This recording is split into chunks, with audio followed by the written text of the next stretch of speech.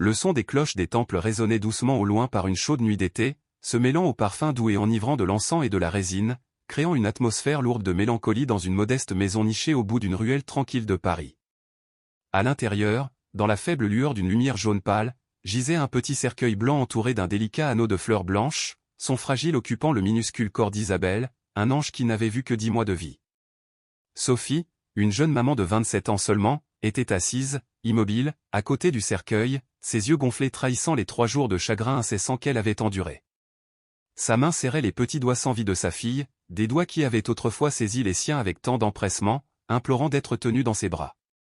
Maintenant, ils étaient froids et mous, n'ayant plus la chaleur de la vie. Michel, son mari de 32 ans, se tenait à ses côtés, tremblant, luttant pour retenir ses propres larmes. En tant qu'ingénieur en technologie de l'information, il s'est toujours targué d'être le pilier inébranlable de la famille, un fournisseur fiable. Pourtant, aujourd'hui, face à la perte de leur enfant, il ne se sentait plus que l'ombre de l'homme qu'il était autrefois.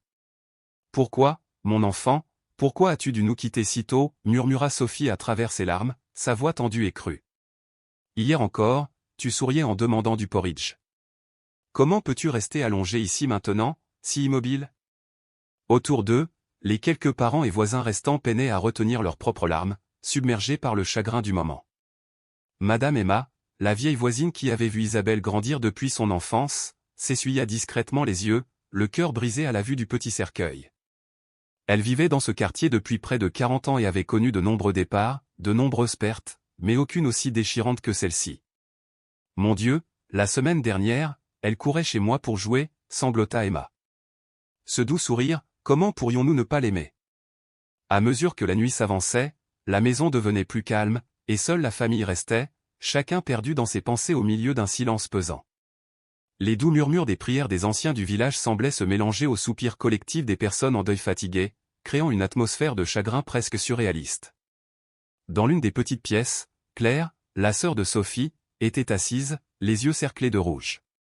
Infirmière avec 12 ans d'expérience en soins pédiatriques, elle ne pouvait s'empêcher de penser que quelque chose n'allait pas avec le décès soudain d'Isabelle. Mais elle gardait ses inquiétudes pour elle, sachant que ce n'était pas le moment des questions, mais seulement du soutien. Puis, alors que Sophie caressait doucement la main de sa fille une dernière fois, quelque chose d'extraordinaire se produisit. Une légère sensation où le moindre mouvement semblait se propager à travers le petit doigt d'Isabelle. Au début, Sophie la rejetait, l'attribuant à son épuisement et à la tristesse accablante qui obscurcissait son esprit. Mais alors Michel, la voix tremblante d'incrédulité, s'écria « Sophie, je l'ai senti aussi. La main de notre fille, elle a bougé. » Le cœur de Sophie fit un bond et elle se précipita pour appeler sa sœur. « Claire, viens vite, il se passe quelque chose. » Claire, avec l'œil exercé d'une infirmière, se précipita vers le cercueil, le cœur battant. Lorsqu'elle toucha la peau d'Isabelle, ses yeux s'écarquillèrent sous le choc. « Appelez une ambulance, maintenant !» cria-t-elle, sa voix remplie d'urgence. « Son corps est chaud et je peux sentir un léger pouls. » La salle est entrée dans une frénésie.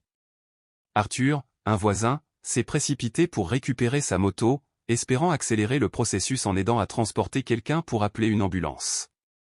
Jacques, le frère cadet de Michel et pharmacien, court chercher un médecin. « Tout le monde, calmez-vous !» cria Claire, essayant de mettre de l'ordre dans le chaos. « Nous avons besoin d'air frais. Ce dont on n'a pas besoin, veuillez sortir un instant. » Pour Sophie et Michel, ces minutes s'étendaient sur l'éternité alors qu'ils planaient anxieusement aux côtés d'Isabelle, terrifiés à l'idée de détourner le regard ne serait-ce qu'une seconde, craignant que s'ils clignent des yeux, ce renouveau miraculeux ne leur échappe. Claire, toujours vigilante, surveillait l'état de santé de sa nièce, priant silencieusement pour que l'ambulance arrive. « Son pouls, il est là !» murmura Claire, la voix tremblante d'émotion. « C'est faible, mais c'est là. Regardez, elle bouge. C'est bon signe. » Son cœur battait à tout rompre dans sa poitrine alors qu'elle serrait la main de Michel, le souffle court d'espoir.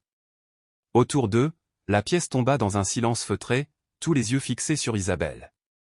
Puis, le hurlement aigu d'une sirène d'ambulance a percé la nuit calme, ses lumières clignotantes rouges et bleues projetant une lueur étrange sur les murs. Le petit quartier, réveillé par le bruit, a semblé retenir son souffle lorsque le véhicule de secours est arrivé dans un tourbillon de mouvement. Les ambulanciers ont travaillé rapidement pour évaluer l'état d'Isabelle.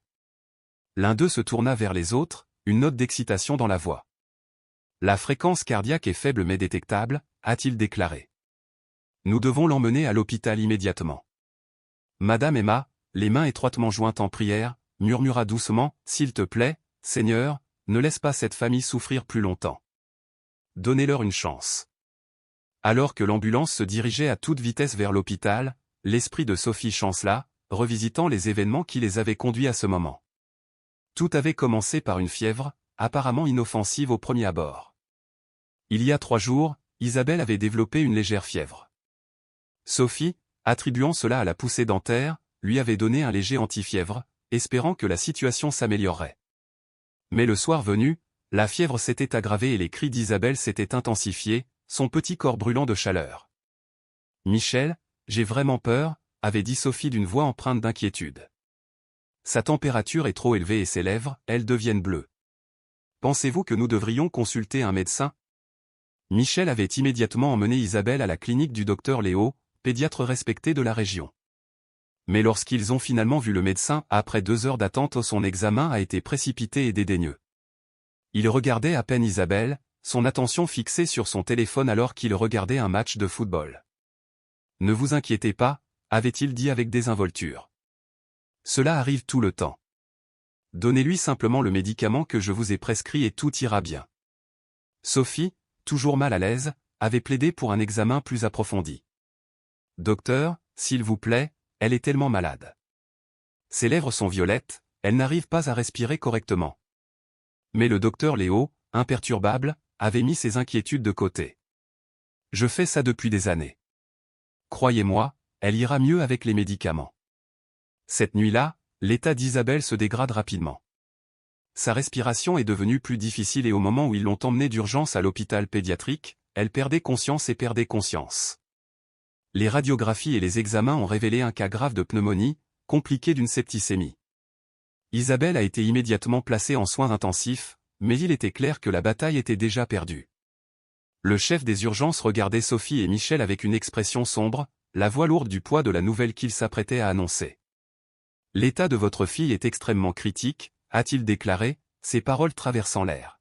« Nous ferons tout ce que nous pouvons, mais j'ai besoin que vous vous prépariez au pire. » La froide et dure réalité de ces paroles s'est installée, et le couple a dû se préparer à un destin qu'il pouvait à peine imaginer. Les heures passaient, chaque minute s'éternisait comme une éternité. Ils étaient assis dans la salle d'attente stérile et sans cœur, piégés dans les limbes de la peur et de l'incertitude. Puis, après ce qui semblait être une lutte sans fin pour sauver la vie d'Isabelle, le moment tant redouté est arrivé.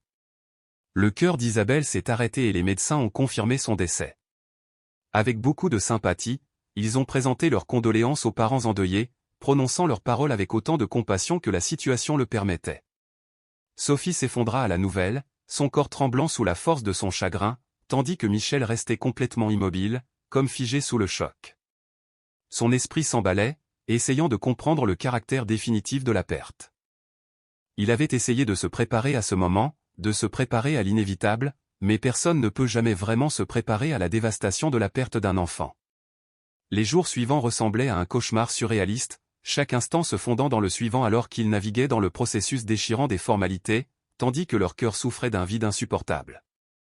Mais le combat était loin d'être terminé. Les signes vitaux d'Isabelle ont été surveillés et l'équipe de médecins a immédiatement commencé le processus de réanimation. Pendant ce temps, Sophie et Michel, se tenant la main, attendaient dans la salle d'attente stérile et froide, le cœur battant à chaque seconde qui passait.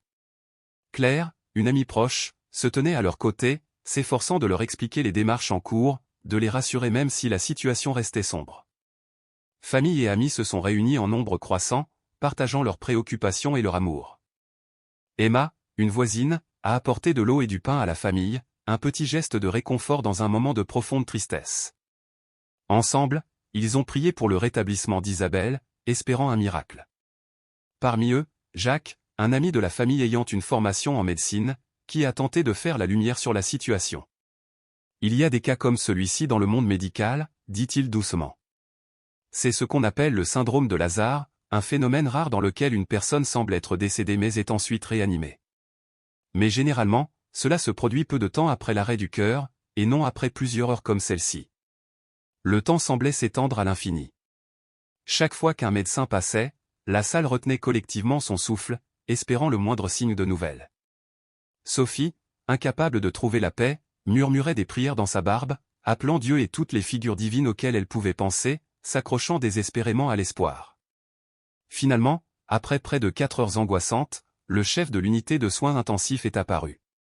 Un homme d'âge moyen aux cheveux grisonnants et à l'air calme, ses lunettes reflétant le poids du moment. Sophie et Michel se relevèrent d'un bond, le cœur battant d'impatience, l'espoir fragile mais toujours intact. « J'ai à la fois une bonne et une mauvaise nouvelle », dit le médecin d'une voix mesurée. « La bonne nouvelle, c'est que votre fille a survécu à la phase la plus critique. Ses signes vitaux sont désormais stables, même s'ils restent fragiles. » Le soulagement a submergé le couple dans une vague écrasante, et ils se sont embrassés, les larmes coulant librement alors que la gravité de la situation commençait à s'installer. Autour d'eux, famille et amis poussèrent un soupir collectif de soulagement, certains applaudissant même le miracle qui venait de se produire. Emma, submergée de gratitude, tomba à genoux, les mains jointes en prière. « Mais quelle est la mauvaise nouvelle ?» demanda Michel, la voix teintée d'inquiétude, se préparant à d'autres mauvaises nouvelles. L'expression du médecin s'assombrit et il soupira profondément. « Après des examens plus approfondis, nous avons découvert quelque chose d'assez grave. Il semble qu'Isabelle n'ait jamais été vraiment morte. Elle était tombée dans le coma, provoqué par des complications liées à une pneumonie. Ses signes vitaux étaient si faibles qu'ils étaient presque indétectables, mais ils étaient là. Cela signifie qu'il y a eu une grave erreur de diagnostic dans la détermination de sa mort. » La pièce devint silencieuse. La nouvelle était tout simplement choquante. Michel serra fermement la main de Sophie, essayant de donner un sens à ce qu'il venait d'entendre. L'idée que la vie d'Isabelle aurait pu être interrompue par erreur à cause d'une erreur humaine plutôt que de la maladie contre laquelle elle luttait était presque trop difficile à supporter.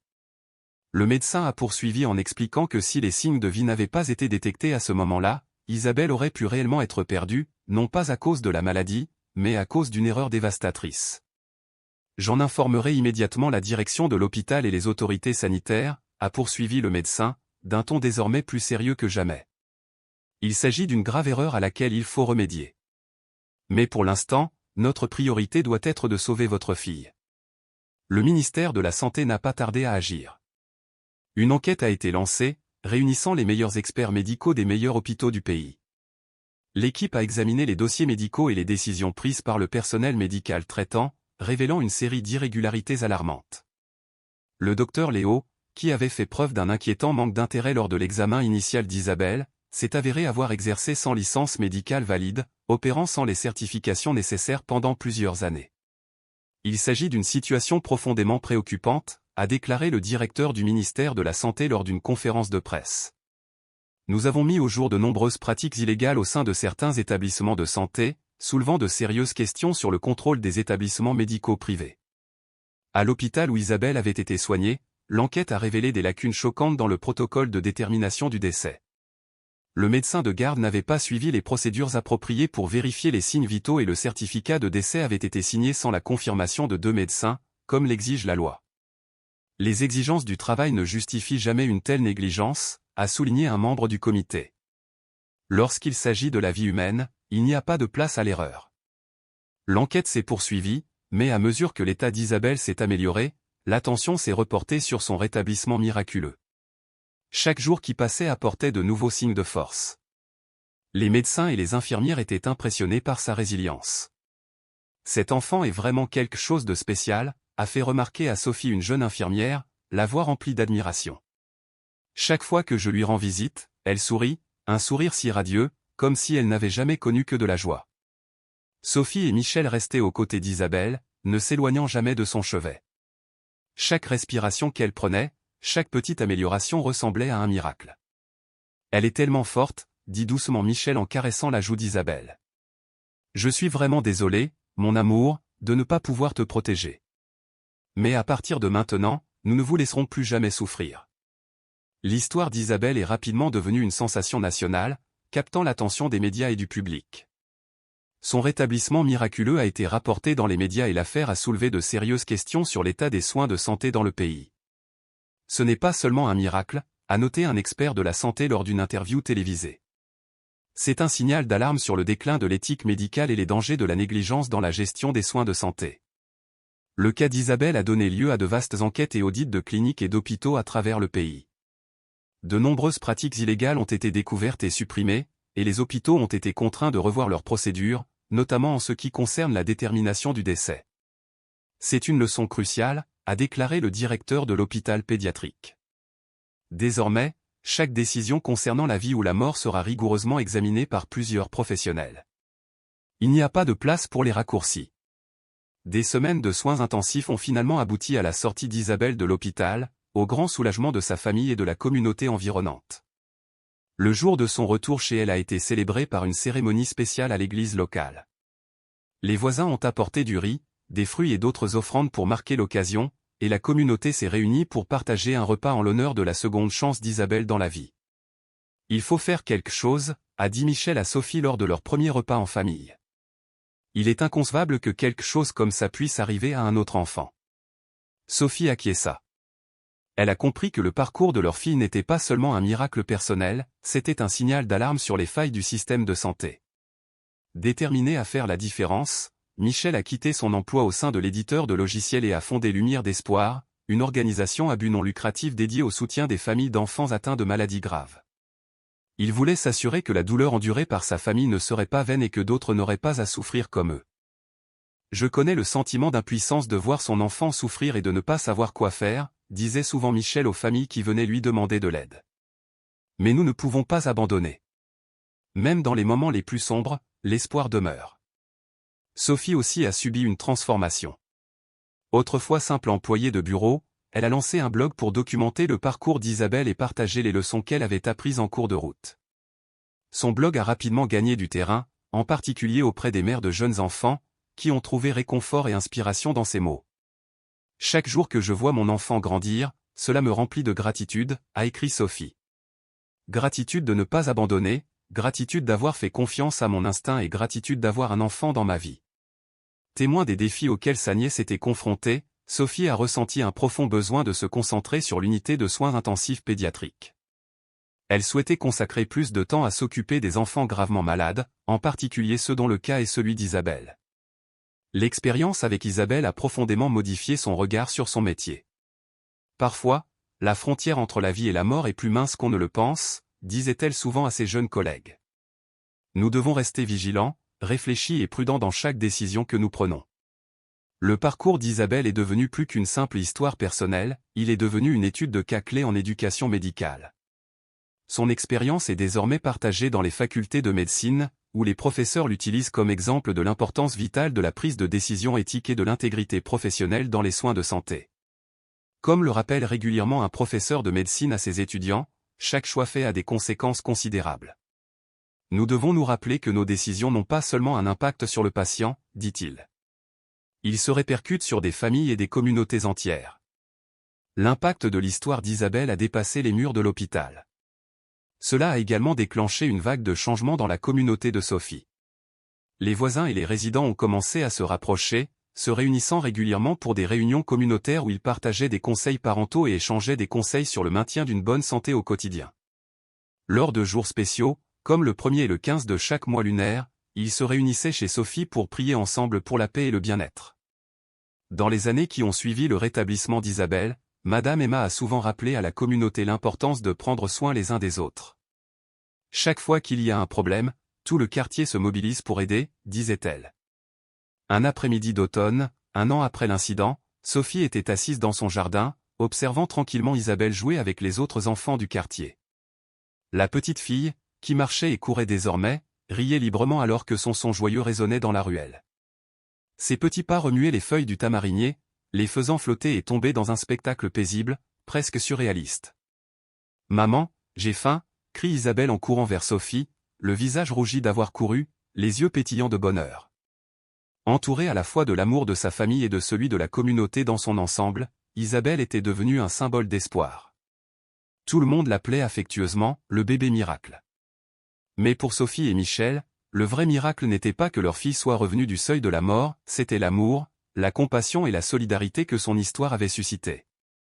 L'organisation de Michel, Light of Hope, s'est développée au-delà de ses rêves les plus fous. Ce qui a commencé comme une petite initiative dans son bureau s'est étendu à plusieurs succursales à travers le pays. l'organisation a non seulement fourni un soutien émotionnel, mais a également formé des partenariats avec des hôpitaux et des médecins respectés, aidant ainsi les familles dans le besoin à relever les défis des soins pédiatriques. Chaque enfant que nous sauvons est un miracle, a déclaré Michel dans une interview. Mais nous pensons que grâce au soutien de la communauté, d'autres miracles continueront à se produire. Le blog de Sophie, autrefois un exutoire personnel, s'est transformé en une communauté en ligne dynamique. Il a réuni des mères, des professionnels de santé et des familles qui ont partagé leurs expériences, se sont encouragés et ont appris les uns des autres. Sophie organisait régulièrement des réunions avec des experts médicaux qui partageaient leurs connaissances sur les soins de santé des enfants, renforçant ainsi le réseau de soutien. Nous ne pouvons pas changer le passé, a écrit Sophie dans l'un de ses articles de blog.